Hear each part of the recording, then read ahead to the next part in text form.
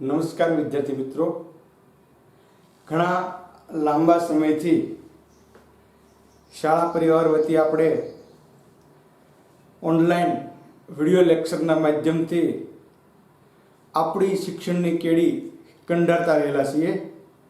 ત્યારે આજના આ 5મા વિડિયો લેક્ચરમાં આપ સર્વે વિદ્યાર્થી મિત્રોને આવકારું છું। आप कुशल हशो अने शांतिथी घर में रही अने तमारो अभ्यास शुरू राखो एवी शुभेच्छा। आजना धोरण 12 भूगोल में मानव वस्तीना 5मा दिवसे आपणे विविध वस्ती जूथोनी वात करीए छीए। एमां આપણે ગઈકાલે જે વાત કરી એમાં જાતિ પ્રમાણ, ગ્રામીણ વસ્તી, શહેરી વસ્તી અને અંતે સાક્ષરતાની વાત કરી। ત્યારથી આગળ વધીએ તો વય જૂથ। તો આપણને ખ્યાલ છે કે વય એટલે ઉંમર, વય કક્ષા, વય એટલે ઉંમર અને જૂથ એટલે ઉંમર પ્રમાણેના જૂથ આપણે જોવાના છે। तो सौ प्रथम भारत में कई कई रीतना उमर जूथ छे बात करिए तो उमर वस्ती गणतरी उमर जूथ थी आपणे शुं जाणी सकीए तो सौ प्रथम वय जूथना अभ्यास थी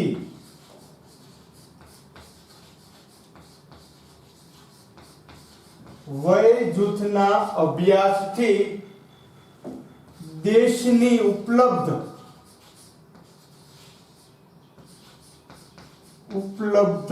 श्रम शक्ति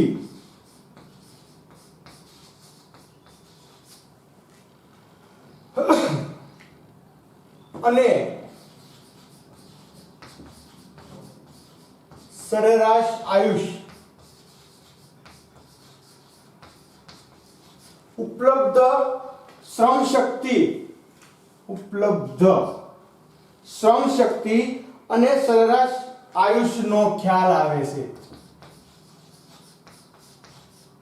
जो आ कई रीते विद्यार्थी मित्रों तो आपने ख्याल आवे के जो श्रम शक्ति एटले के जो जे लोको मेहनत करी शके छे तेवो वर्ग। तो अहींया आपणे जोईए तो 3 विभाग छे, किशोर वर्ग, युवा वर्ग अने प्रौढ़ वर्ग। तो किशोर वर्ग जे छे एमां बाळकोनो समय छे એટલે श्रम शक्तिमां આવી શકે નહીં। એવી જ રીતે પ્રૌઢ વર્ગ છે એ વડીલોનો વર્ગ છે એટલે એ પણ શ્રમ શક્તિમાં આવી શકે નહીં। એટલે શ્રમ શક્તિ કે જે લોકો કામ કરવા માટે સક્ષમ છે આવો વર્ગ એટલે વસ્તી ગણતરીની પરિભાષામાં અથવા દેશની પરિભાષામાં જોતા હોઈએ તો યુવા વર્ગ શ્રમ શક્તિ માટે યોગ્ય ગણવામાં આવે છે। એટલે જે દેશનું યુવાધન વધારે આ દેશની શ્રમ શક્તિ વધારે। અને સરેરાશ આયુષ કે જ્યાં પ્રૌઢોની સંખ્યા વધતી જતી હોય તો એનો મતલબ એ છે કે દેશનું સરેરાશ આયુષ્ય વધારે છે। એટલે મુખ્યત્વે 3 વર્ગો આપણે જોયા। મુખ્યત્વે 3 વર્ગો આપણે અગાઉ જોઈ ગયા છીએ કે પહેલો કિશોર વર્ગ, કિશોર વર્ગ। તો આ જે વર્ગ છે આમાં 15 વર્ષથી ઓછી ઉંમરના લોકોનો સમાવેશ થાય। 15 વર્ષથી ઓછી વય ધરાવતા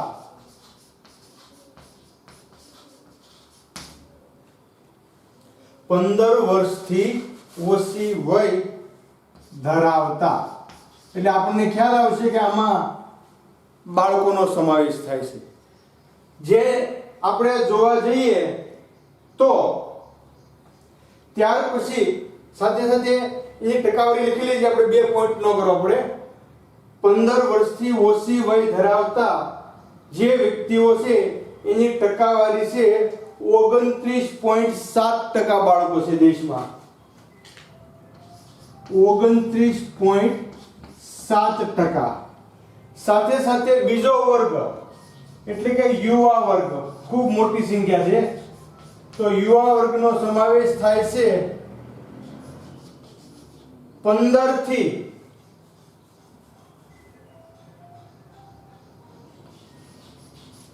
59 વર્ષની વય.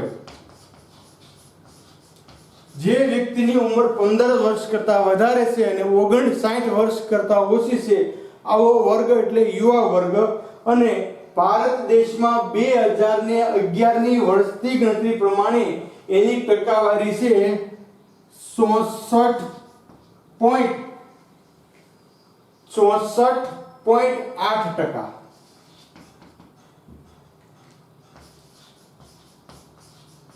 જો બહુ મોટો વર્ગ છે. અને ત્રીજો પ્રૌઢ વર્ગ, તો જેની ઉંમરના કોષ્ટકમાં 60 વર્ષથી વધુ વય ધરાવતા વ્યક્તિનો આમાં સમાવેશ થાય છે. અને જેની ટકાવારી છે 5.5%. એટલે આ રીતે ભારતની વય જૂથ કક્ષાની વહેંચણી થયેલી છે. 3 વર્ગો, 3 વર્ગમાં કઈ કઈ ઉંમરનો સમાવેશ થાય અને કોની કેટલી ટકાવારી, આ આપણે લક્ષમાં રાખવાનું છે.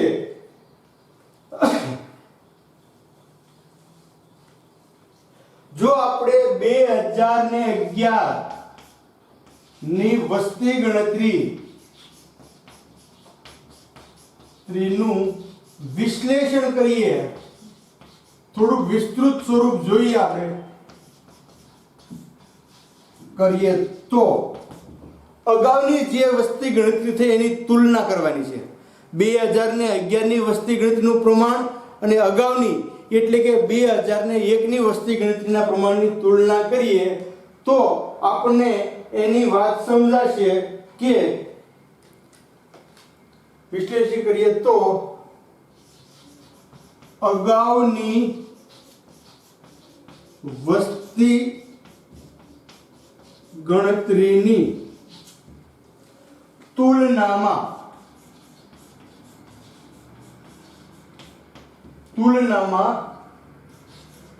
કિશોર વર્ગ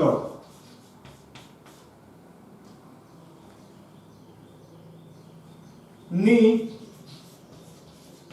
ટકાવારી નીચી ગઈ છે. જો 2001 અને 2011 ની વસ્તી ગણતરીની તુલના કરો તો 2001 કરતા 2011 ની ટકાવારીની કિશોર વર્ગની જે ટકાવારી છે એ નીચે ગઈ છે, એમાં ઘટાડો થયો છે. તો વિદ્યાર્થી મિત્રો આપણે સમજી શકીએ કે ટકાવારીમાં ઘટાડો થવો એનો અર્થ શું થયો કે જન્મ દરમાં ઘટાડો થયો છે. એટલે વસ્તી નિયંત્રણમાં આવી છે. ભારત દેશ ઘણા લાંબા સમયથી વસ્તી ઘટાડવા માટે સતત પ્રયત્નશીલ છે, જેની અસર અહીંયા આપણને જોવા મળે છે. એવી જ રીતે આપણે જોઈએ તો પ્રૌઢાવસ્થા જે છે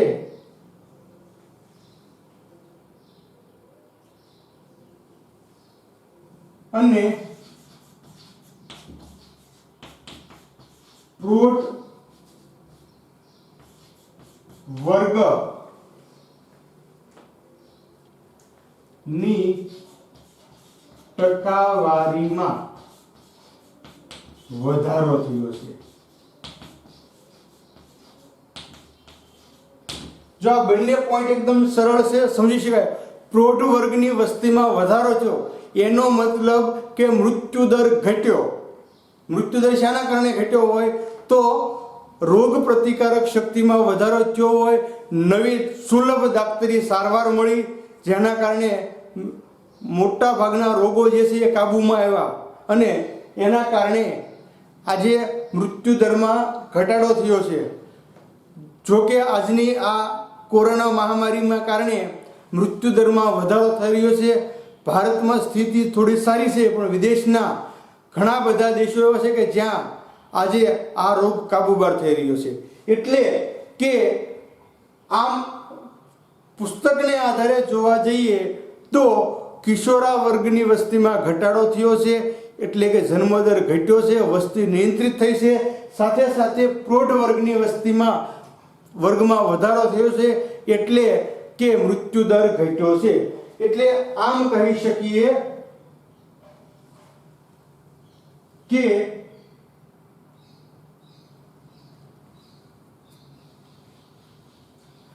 જન્મદર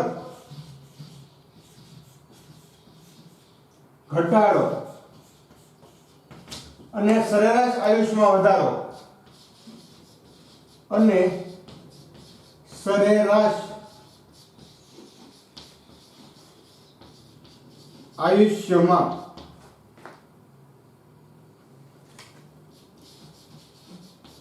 વધારાની નિશાની છે. આ બે જન્મદરમાં ઘટાડો થયો અને સરેરાશ આયુષ્યમાં વધારો થયો, એટલે આ બંને વર્ગની ટકાવારીમાં ફેરફાર થયેલો આપણને જોવા મળે છે. સાથે સાથે જે દેશનું જીવન ધોરણ ઊંચું, જે દેશનું જીવન ધોરણ ઊંચું ત્યાં પ્રૌઢોની સંખ્યા વધારે, ત્યાં પ્રૌઢની સંખ્યા વધારે. જો આપણે સમજી શકીએ તેવો પોઈન્ટ છે કે જીવન ધોરણ ઊંચું એટલે લોકોની સુખ સમૃદ્ધિમાં વધારો થયો હોય ત્યાં મૃત્યુદર ઘટવાનો છે, એટલે ત્યાં પ્રૌઢોની સંખ્યામાં વધારો થવાનો છે. આ હતી વય જૂથની વાત. ફરી ટૂંકમાં રિપીટ કરીએ તો શ્રમ શક્તિ અને સરેરાશ આયુષનો ખ્યાલ આપણને આવે છે. 3 વર્ગો: કિશોર વર્ગ, યુવા વર્ગ અને પ્રૌઢ વર્ગ. એની ટકાવારી ઉંમર 15 વર્ષથી નાના એટલે કિશોરમાં, 15 થી 59 એટલે યુવા અને 60 થી વધુ હોય તો પ્રૌઢ. ટકાવારી જોઈએ તો કિશોર વર્ગ જે છે 29.7%, યુવા વર્ગ 66.8% અને પ્રૌઢ વર્ગ 5.5% છે. અને વસ્તીનું વિશ્લેષણ કરતા આપણને ખ્યાલ આવ્યો કે કિશોર વર્ગમાં ઘટાડો થયો છે અને પ્રૌઢ વર્ગમાં વધારો થયો છે. એનો મતલબ કે જન્મદર ઘટાડો અને સરેરાશ આયુષ્યમાં વધારાની નિશાની આપણને જોવા મળે છે. અને જે દેશનું જીવન ધોરણ ઊંચું હોય ત્યાં હંમેશા પ્રૌઢોની સંખ્યા વધારે હોય છે. આ હતી વય જૂથની વાત. ત્યાર પછી હવે આપણે વ્યવસાયિક માળખું કે ભારત દેશમાં વસતી પ્રજા કયા કયા વ્યવસાયમાં જોડાયેલી છે. તો વ્યવસાય ને એ જ દેશની, આમ ગણીએ તો વ્યવસાય એ જ દેશની વિકાસની પગથી છે કે જે દેશમાં વ્યવસાયની વિપુલ તકો મળે આ દેશ પ્રગતિ કરી શકે. તો એ અનુસંધાને પણ ભારતમાં પણ પુષ્કળ તકો આજે ઉપલબ્ધ થઈ છે. જો તમારી પાસે આવડત હશે, શ્રમ કરવાની શક્તિ હશે, તો તમે બેરોજગાર ક્યારે નહીં રહી શકો. તમને રોજગારી મળશે અને મળશે જ. પણ એની પાછળની બે બાબત કે એક તમારામાં આવડત હોવી જોઈએ અને બીજું શ્રમ કરવાની તાકાત હોવી જોઈએ. તો હવે આપણે વાત કરીએ છીએ વ્યવસાયિક માળખું. વ્યવસાયિક માળખું તો અહીંયા વ્યવસાય એટલે ધંધો. તો વ્યવસાયિક માળખાના અભ્યાસથી, વ્યવસાયિક માળખાના અભ્યાસથી આપણને આર્થિક સ્થિતિની ખ્યાલ આવે છે. વ્યવસાયિક માળખાના અભ્યાસથી આર્થિક પછાતપણા, આર્થિક પછાતપણાનો અંદાજ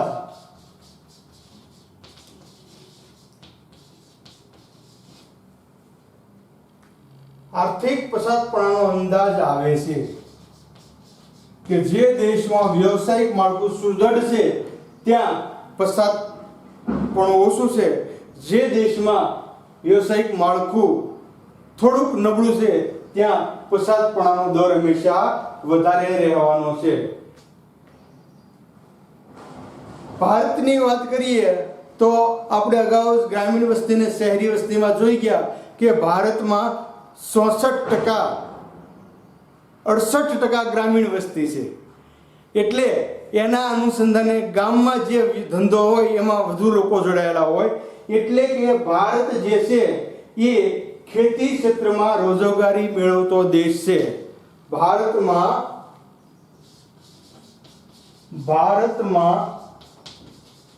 ખેતી ક્ષેત્રમાં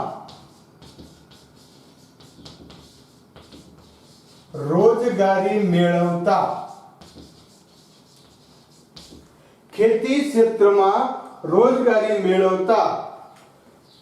54.6% લોકો છે. રોજગારી મેળવતા ખેતી ઉપરથી. જો ખેતી એટલા માટે ભારત ખેતી પ્રધાન દેશ છે કે એની મહત્તમ પ્રજા અથવા મહત્તમ લોકો ખેતી ઉપર આધારિત છે. સાથે સાથે મહિલા શ્રમની વાત કરીએ તો મહિલા શ્રમ શક્તિની ભાગીદારી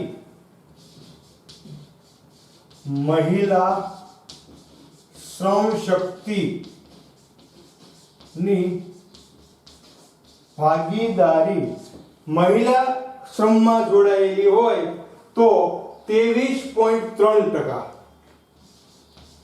23.3% કે આટલી તમે 100 પુરુષની સરખામણી કરો તો 23 મહિલા કામ કરે છે. એટલે મહિલા શ્રમ શક્તિની ભાગીદારી આપણે અહીંયા ઓછી જોવા મળે છે. પણ ખેતીમાં અને ગ્રામ્ય સંસ્કૃતિમાં અથવા ગ્રામ્ય વસ્તીમાં જોવા જઈએ તો મહિલાની ભાગીદારી જે છે એ 65% નોંધાયેલી છે. જો અહીંયા ઘટે એવું લાગે આપને, પણ ખેતી કામમાં મહિલાઓનું યોગદાન વધારે રહેલું છે. ઓલ ઓવર જે શહેરી વસ્તી છે તેમાં સ્ત્રીઓની શ્રમ શક્તિ જે છે એ ઓછી ટકાવારીમાં જોવા મળે છે. એટલે કે જે પૈકી ખેતી ક્ષેત્રમાં 65% મહિલા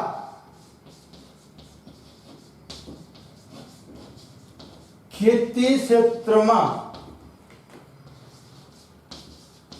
જોડાયેલી છે. 65% મહિલા ખેતી ક્ષેત્રમાં જોડાયેલી છે. જો અહીંયા જોવા જઈએ તો આપણને હવે ટકાવારી વધી ગઈ, પણ એનો સંદર્ભ એવો છે કે જે મહિલાની ટકાવારી છે એમાંથી 65% મહિલા ખેતીમાં કામ કરે છે. એટલે બીજી બાબત કે મહિલા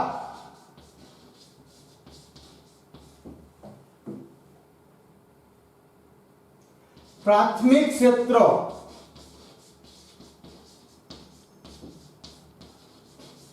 ની પ્રવૃત્તિમાં વધારે છે.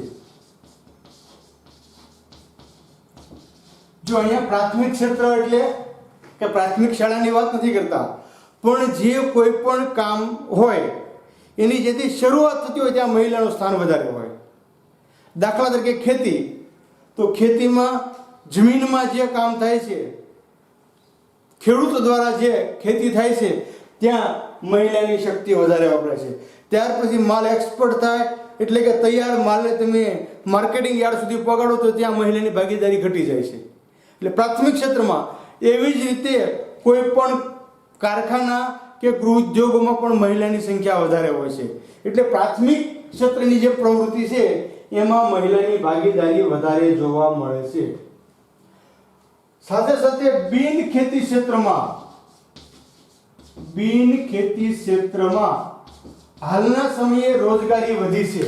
એટલે કે બિન ખેતી ક્ષેત્રમાં વધેલી રોજગારી પ્રગતિની નિશાની છે.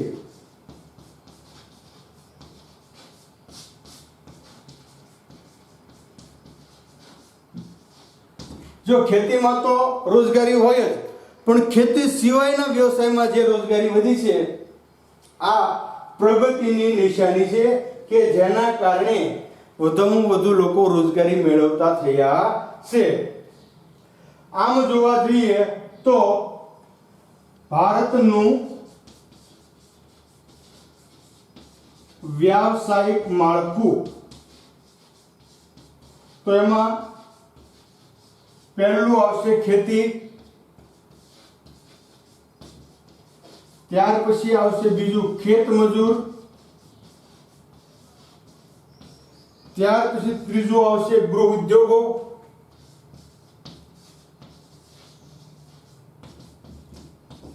અને છેલ્લે ચોથું આવશે અન્ય વ્યવસાય.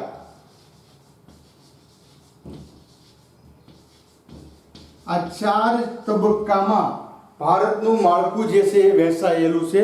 ખેતી, ખેતમજૂર, અન્ય ગૃહ ઉદ્યોગો અને અન્ય વ્યવસાયો, આ ચાર તબક્કામાં વહેંચાયેલું છે. ખેતીમાં હાલના સમયે રોજગારીનું પ્રમાણ ઘટ્યું છે. જો આ કોઈ ખરાબ બાબત નથી, આ 100% કે લોકો બેકાર બનશે, પણ ખેતીમાં રોજગારીનું પ્રમાણ ઘટ્યું એની પાછળનું કારણ આધુનિક યાંત્રિકીકરણ અને વૈજ્ઞાનિક તકનીકનો ઉપયોગ થયો છે. એટલે કે ખેતીમાં રોજગારીનું પ્રમાણ ઘટતા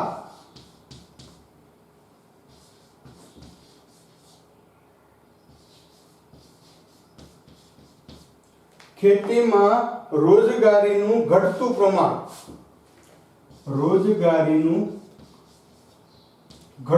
પ્રમાણ, ખેતીનું યાંત્રિકીકરણ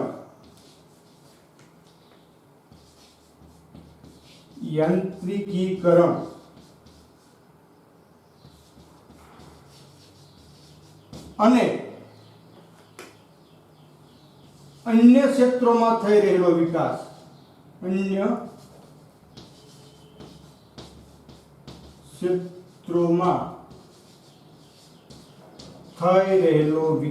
છે. જો આ કોઈ નબળી બાબત નથી, પણ ખેતીમાં આપણે જોયું કે ખેતીમાં રોજગારનું પ્રમાણ ઘટ્યું છે. એની પાછળનું કારણ જો કોઈ પણ આપણે જોવા જઈએ તો ખેતીનું યાંત્રિકીકરણ થયું છે. નવા નવા અભિગમો જે છે એ અપનાવવામાં આવ્યા છે, જેના કારણે રોજગારીનું પ્રમાણ ઘટ્યું છે. સાથે સાથે અન્ય ક્ષેત્રોમાં થઈ રહેલો વિકાસ છે કે બીજા કોઈ પણ ઉદ્યોગોમાં નવી શોધ થઈ હોય જેનો ખેતીમાં અમલવારી થાય એટલે લોકોની શ્રમ શક્તિનું મહત્વ ઘટે. આ હતી વ્યવસાયિક માળખાની વાત. હવે વંશી માળખું, જો એક પછી એક ક્રમાનુસાર જોઈ લે આપણે દરેક વસ્તુનો ખ્યાલ આવે. વંશી માળખું કે ભારતમાં મૂળ કઈ પ્રજા વસતી હતી. વંશાવલી આપણે કહીએ ભાઈ, નામાવલી જોતા હોઈએ આપણે, પણ આપણા જે જ્ઞાતિમાં છે આ જ્ઞાતિના બારોટ જે હોય અને એ એના ચોપડાનું વિધિવત વાંચન કરે તો આપણને ખ્યાલ આવે કે ભાઈ આપણે ક્યાંથી ક્યાં સુધી ફરતા અહીંયા સ્થિર થયા છીએ. એમ આપણે હવે વંશી માળખું જોઈએ તો ભારતની મૂળ પ્રજા કઈ હતી, કઈ રીતે બીજી પ્રજાઓ આવી અને એના કયા પ્રકાર છે એની વાત આપણને વંશી માળખા દ્વારા મળે છે. તો હવે આપણે જોઈએ વંશીય માળખું.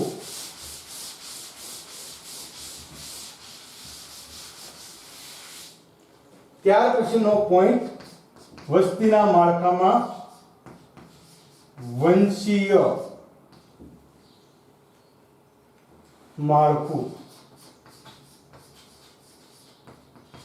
તો ભારત એક વિશાળતા ધરાવતો ઉપખંડ છે.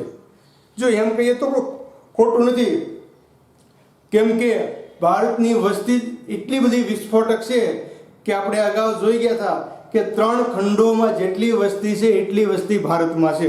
આપણે અગાઉ જોયું હતું કે ઉત્તર અમેરિકા, દક્ષિણ અમેરિકા અને ઓસ્ટ્રેલિયાની સંયુક્ત વસ્તી કરતાં પણ ભારતની વસ્તી વધારે છે.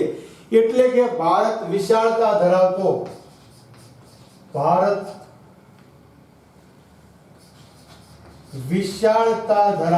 ઉપખંડ છે. વિશાળતા ધરાવતો ઉપખંડ છે. અહીંયા ઘણી બધી વિવિધતામાં એકતા આપણને જોવા મળે છે. અને ઉપખંડને કારણે, વિશાળ ઉપખંડને કારણે ભારતમાં વિવિધ સમયાંતરે ભારતમાં વિવિધ પ્રજાતિઓ આવીને વસી છે. વિશાળ ઉપખંડતાને કારણે સમયાંતરે ભારતમાં વિવિધ પ્રજાતિઓ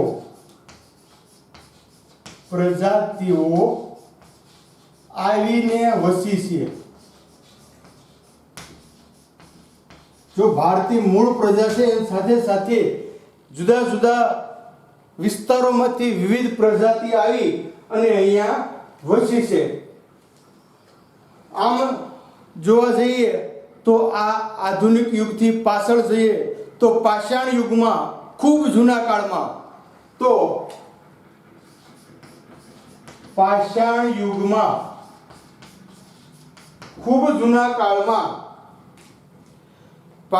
યુગમાં વિવિધ પ્રજાતિઓ ભારતમાં આવી અને વસી છે, વસવાટ કર્યો છે. એટલે કે પાષાણ યુગમાં વિવિધ પ્રજાતિ નું ભારતમાં આગમન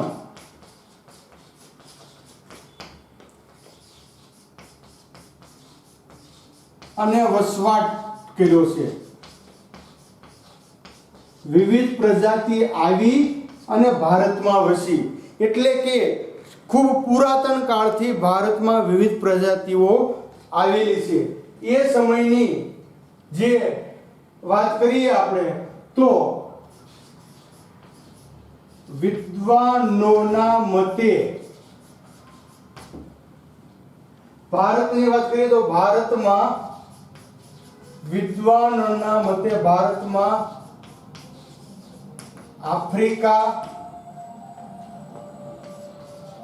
ભૂમધ્ય સમુદ્ર વિસ્તાર,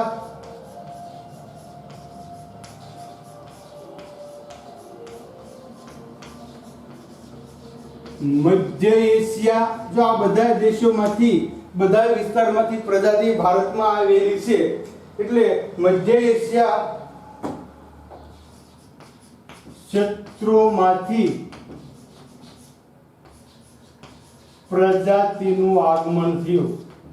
જો ટૂંકો પોઈન્ટ જોઈએ આપણે તો એવું કહી શકીએ કે પાષાણ યુગમાં કયા વિસ્તારમાંથી ભારતમાં પ્રજાતિ આવી અથવા વિદ્વાનોના મતે પાષાણ યુગના વિદ્વાનોના મતે કયા વિસ્તારની પ્રજાતિ ભારતમાં આવીને સ્થિર થઈ તો આફ્રિકા, ભૂમધ્ય સમુદ્ર વિસ્તાર અને મધ્ય એશિયાની પ્રજાતિઓ જે છે એ ભારતમાં આવીને વસી છે.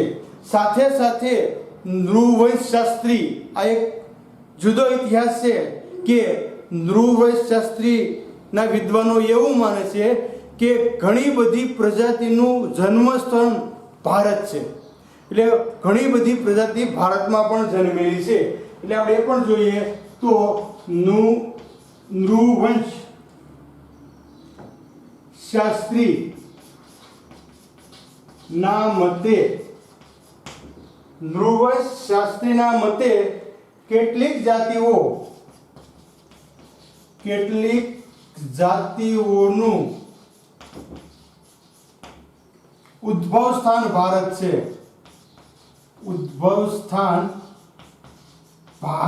એટલે કે બધી પ્રજાતિ વિદેશમાંથી અથવા વિવિધ ક્ષેત્રમાંથી આવેલી નથી, પણ નૃવંશ શાસ્ત્રીઓ એવું માને છે કે ઘણી બધી પ્રજાતિઓ ભારતમાં પણ ઉત્પન્ન થયેલી છે. એનું ઉદ્ભવ સ્થાન ભારત રહેલું છે.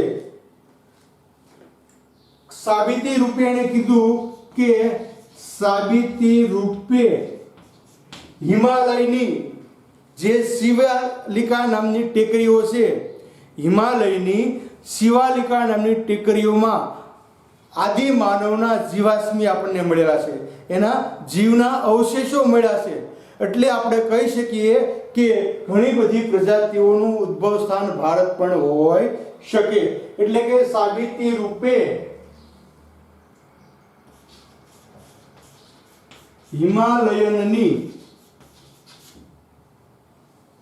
હિમાલયનના શિવાલિકા ક્ષેત્રમાંથી આદિ માનવો ના જીવાશ્મી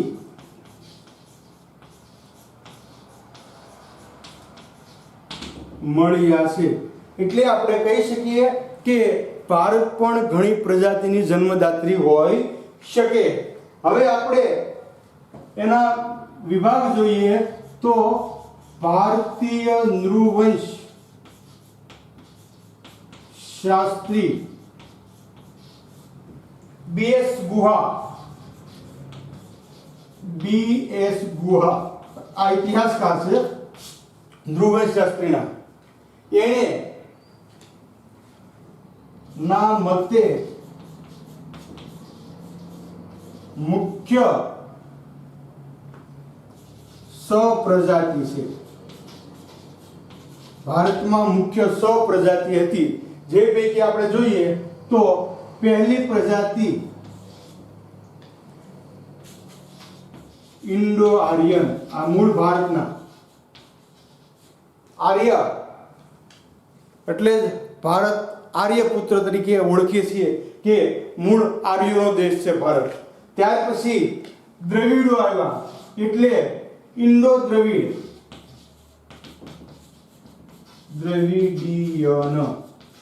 ત્યાર પછી બંને પ્રજાતિ સાથે મળી એટલે આર્યો અને દ્રવિડ એટલે આર્ય દ્રવિડ. આર્ય દ્રવિડિયન, આર્ય દ્રવિડિયન. ત્યાર પછી ચોથી પ્રજાતિ આપણે જોઈએ તો મોંગોલી દ્રવિડિયન. મોંગોલી દ્રવિડિયન. ત્યાર પછી પાંચમી પ્રજાતિ મોંગોલોઇડ.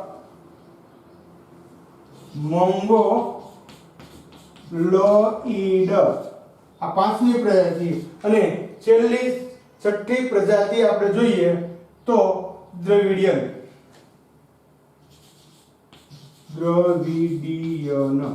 આ કુલ 6 પ્રજાતિ આપણને ભારતમાં જોવા મળે છે. આ હતી વંશી માળખું કે વિવિધ પ્રજાતિઓ આવી. પાષાણ યુગમાં જોવા જઈએ તો આફ્રિકા, ભૂમધ્ય સમુદ્ર વિસ્તાર અને મધ્ય એશિયામાંથી પ્રજાતિ ભારતમાં આવી. નૃવંશ શાસ્ત્રીના મતે ભારતમાં પણ ઘણી બધી પ્રજાતિઓ જે છે એ ઉદ્ભવ થયેલી છે.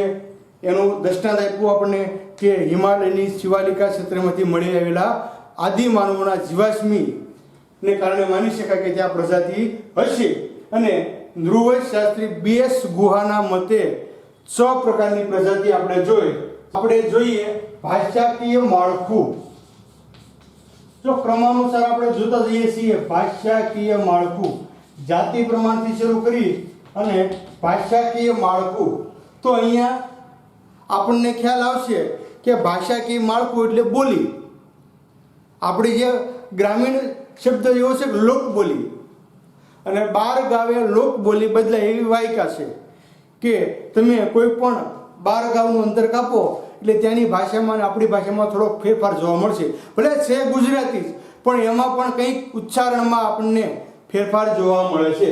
તો એ પ્રમાણે જ્યારે સમગ્ર ભારતની વાત કરીએ તો ભારતનું ભાષાકીય માળખું આપણે જોઈએ તો ભારતમાં ભાષાઓ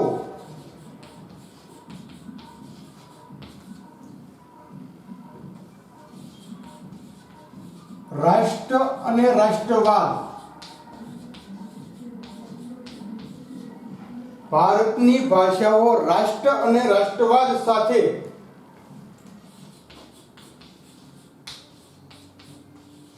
ગાઢ અને ભાવનાત્મક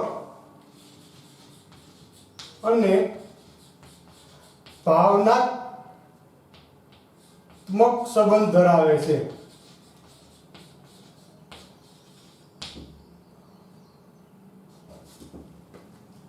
ભાવનાત્મક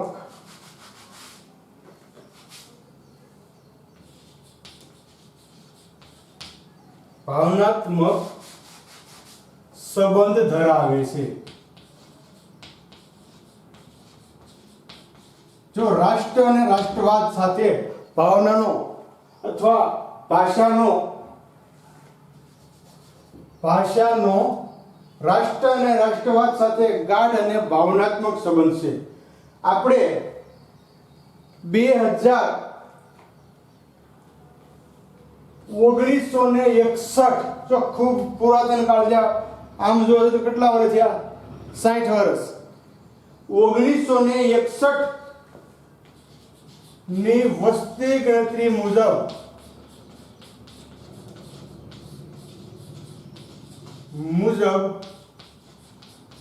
ભારતમાં 1662 ભાષાઓ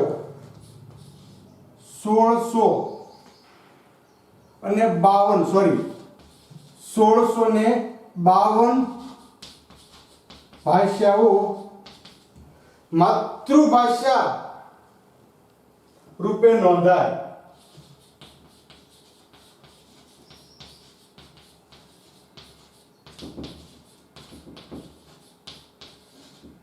જો આમ જોવા જઈએ તો આપણને ખ્યાલ આવે કે અહીંયા કુલ 1652 પ્રકારની ભાષાઓ ભારતમાં બોલવામાં આવે છે, જે માતૃભાષા સ્વરૂપે નોંધાય। માતૃભાષા એટલે મૂળ ભાષા। આપણે ગુજરાતના લોકો ગુજરાતી ભાષા બોલીએ તો આપણી માતૃભાષા ગુજરાતી ગણાય। એવી જ રીતે મહારાષ્ટ્રના લોકો મરાઠી બોલે તો એની ભાષા જે છે મરાઠી છે માતૃભાષા। યુપીના લોકો હિન્દી બોલે તો એની માતૃભાષા હિન્દી છે। આમ જે લોકોની જન્મ સમયની ભાષા છે એને માતૃભાષા તરીકે ઓળખવામાં આવે છે। એટલે કુલ 1961 ની વસ્તી ગણતરી પ્રમાણે ભારતમાં 1652 પ્રકારની ભાષાને માતૃભાષા સ્વરૂપે સ્થાન મળેલું છે। એ પ્રમાણે જોવા જઈએ તો 23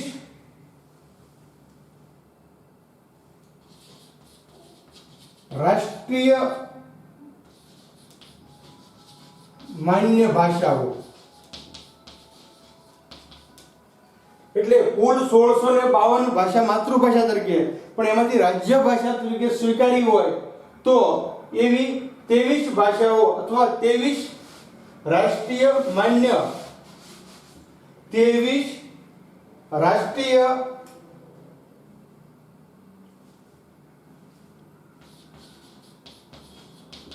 ભાષાઓ મુખ્યત્વે બોલાય છે। 23 ભાષાઓ મુખ્યત્વે બોલાય છે, જેમાં અંગ્રેજી ઉપરાંત બીજી 22 ભાષા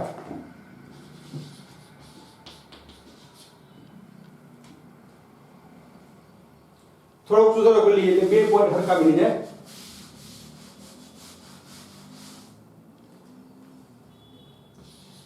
23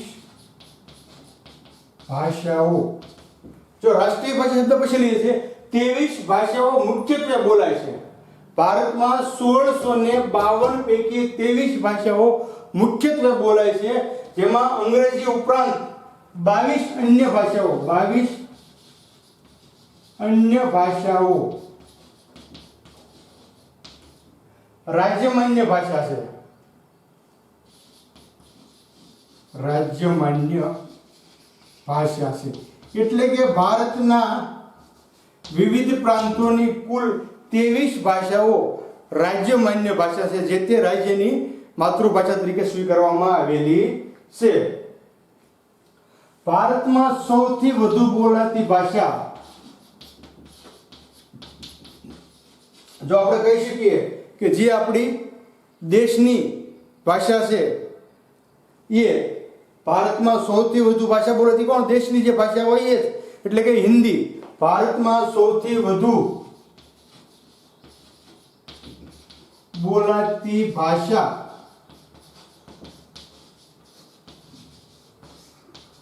હિન્દી છે।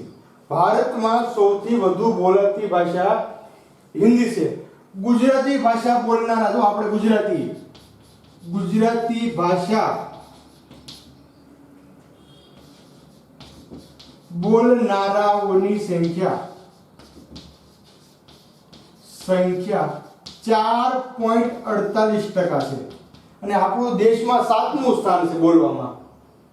4.48 છે અને ગુજરાતી ભાષા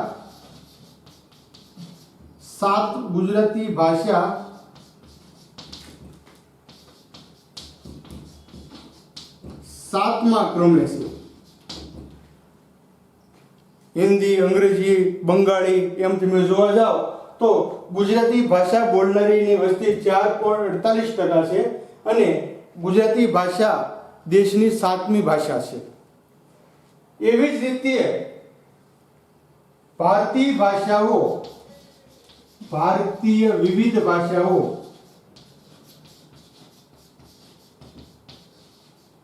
એકતાનો સંદેશો આપે છે. ભાષાઓ થકી એકતાનો સંદેશ કે આટલી વિભિન્નતા હોવા છતાં અમે એક છીએ. હવે આ હતી ભારતની વાત. વિશ્વની વાત કરીએ આપણે તો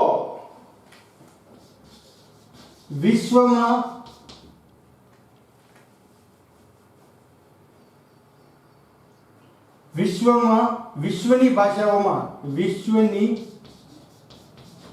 ભાષામાં ચાઇનીઝ,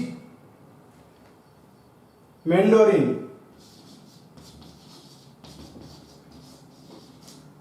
પ્રથમ,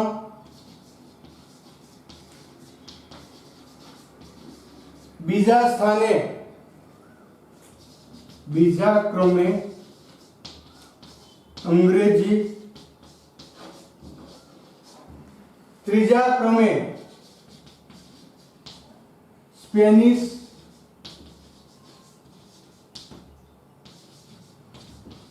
ચોથા ક્રમે અરબી.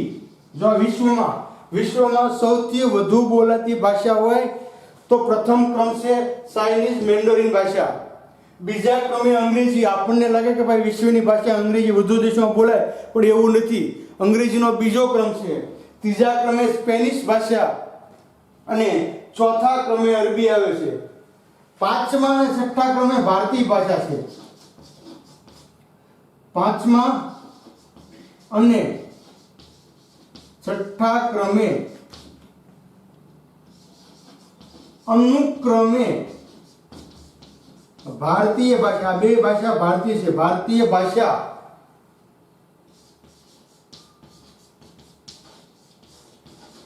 હિન્દી અને બંગાળી.